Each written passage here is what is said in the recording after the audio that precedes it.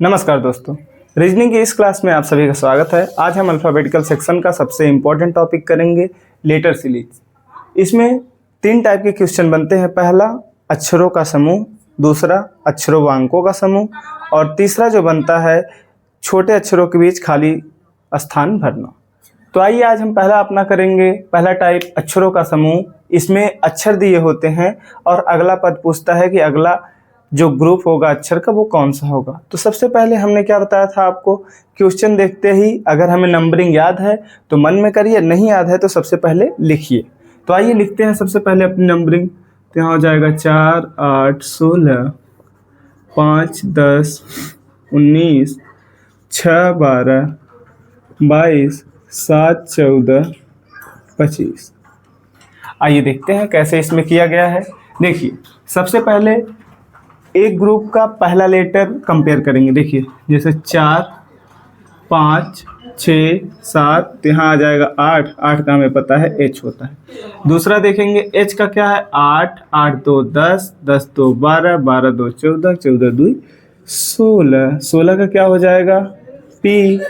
तीसरा देखेंगे 16 3 19, 19 3 22 और 22 3 कितना हो जाएगा 25 और 25 3 कितना हो जाएगा 28।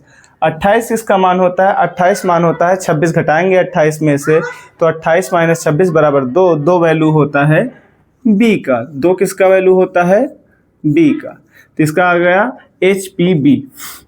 दूसरा देखिए, अब आपको मैं ये ऐसे लिख के नहीं बताऊंगा।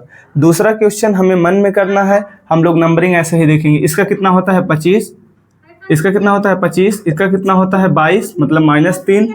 इसका 22 में से 3 गया 19, 19 में से 3 गया 16, 16 में से 3 गया कितना आएगा 13। 13 किसका होता है M का। सीधा ऐसे लिखिए। अब आइए दूसरे पे। इसका कितना होता है 16, 14, 2 घटा 14 में से 2 गया 12, 12 में से 2 गया 10, 10 में से 2 गया 8, 8 किसका होता है H का। तो सीधे H लिखिए। आइए करते हैं तीसरा लेटर। आप बताइए T का क्या नंबरिंग होता है, प्लेस वैल्यू इसकी क्या है। तो हमें याद है T का होता है 20। 20 में से 1 घटाएंगे 19, 19 में से 1 घटाएंगे 18, 18 में से 1 घटाएंगे 17, 17 में से 1 घटाएंगे 16, 16 वैल्यू होती है P की। क्लियर हुआ। आइए अब आपको ये वाला क्वेश्चन हम फिर से नंबरिंग से बताते हैं।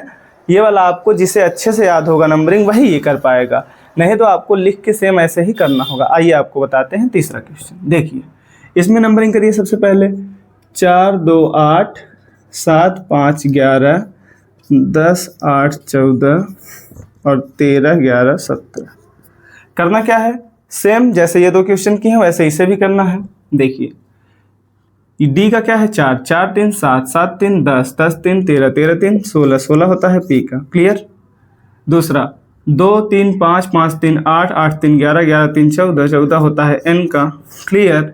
लास्ट वाला 8 3 11, 11 3 14, 14 3 17, 17 3 20, 20 होता है T का।